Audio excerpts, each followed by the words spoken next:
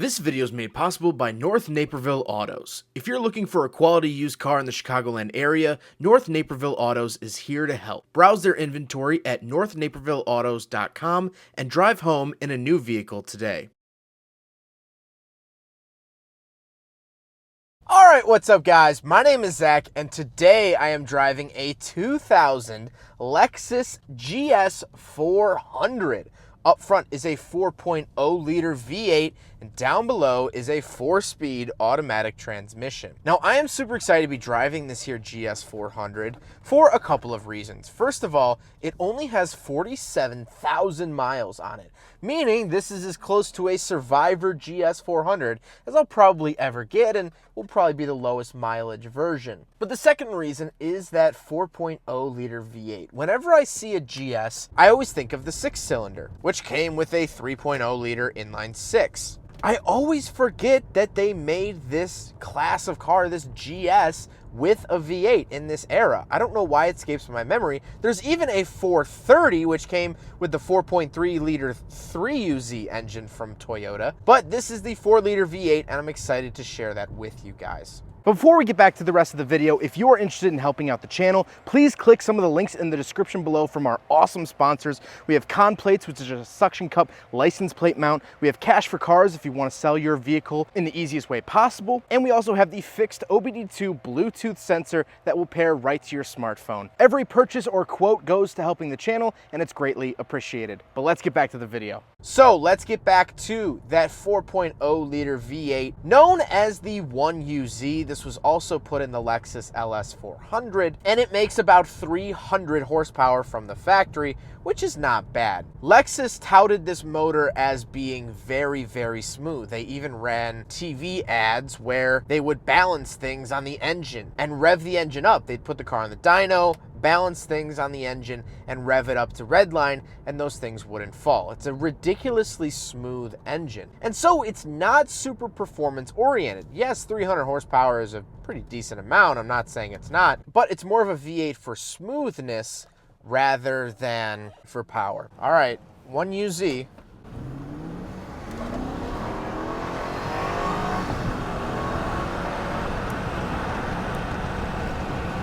Nice and smooth, nothing really too crazy. It is a cold day here today, so unfortunately we don't have all the grip in the world, but it's still that nice, elegant power delivery, and when you floor it, things actually do happen. Like I said, paired to it is an automatic transmission. It's nothing too crazy.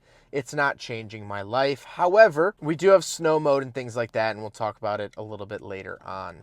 Last but not least, the GS is rear-wheel drive. Again, I always forget that these are rear-wheel drive, but they are. So with that out of the way, let's talk about the interior. Well, in front of me, I have 3 gauges. On the left is my tachometer, in the center is my speedometer and odometer, and on the right I have my coolant temperature, fuel, and which gear I am in. The gauges are surrounded by this wood trim that is found throughout the entire interior of the GS400, and I think it looks nice. However, it is sort of dated. You don't really see this bright of wood or this shade of wood in cars much anymore. So it's very clear that this is from the early 2000s. The one thing I dislike about the gauges is that they do light up, but they have this green, almost like glow-in-the-dark look to them when they do light up. And I think it really does not match the color and vibe of the wood surrounding it. I think it looks like 2 totally different worlds. On the outside, I have this nice carved wood that when I look at, I think of like a cigar lounge or a 90s business office. But then I look at the gauges and I think of those little glow-in-the-dark stars that my parents put on my wall when I was 3 years old. So, a little bit of a mix of worlds there, if you will. On the steering wheel, I actually do have somewhat of a form of paddle shifters.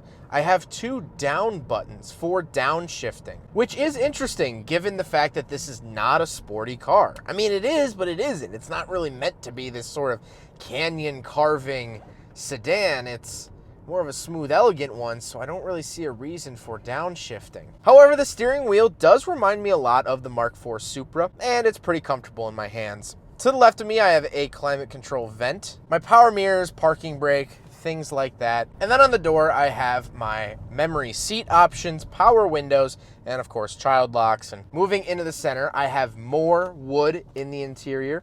I have my hazard switch and my digital clock, 2 climate control vents, and the climate controls themselves. I do have dual zone, which is fantastic for the year 2000. And I get auto, fan speed, and things like that. But if I want to change where it's sent, I have to hit the mode button and it'll change the arrows on the little digital readout. Then I do have a pretty run-of-the-mill Lexus radio. It says Lexus Premium Sound System. And I have Seek Track. I do have a tape player, of course, because this is really a late 90s car, as well as I do get a CD player, audio control, things like that. Then I do have this little pop-out ashtray and cigarette lighter at the very bottom of the center stack. And then we come to the shifter. The shifter is out of pretty much every Toyota from the 2000s and 2010s. There's still Toyotas that are made with this same shifter. I call it the jigsaw shifter, and it's fine. It does the job, but again, it's something I've just seen so much. It's really beat me over the head with it from Toyota. To the right of that, we do have cup holders. So we will do a big friggin' bottle test here in the GS400. And unfortunately, it does not pass the big friggin' bottle test, which is to be expected out of a car like this. Then at the bottom of the center console, I do have my power mode. So this is for the automatic transmission.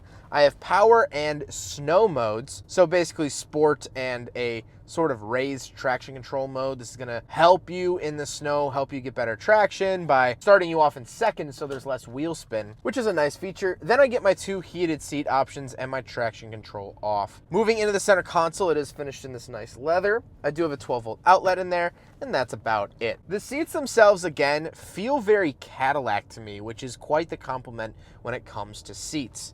They are power, they are memory, they are heated, all very nice features for the year 2000. And I'm pleasantly enjoying myself. This is more of an executive car, a businessman, a general manager's car. And so after a long day of working, it's nice to get in here and relax. It's nice and quiet in here, and the seats are nice and comfortable.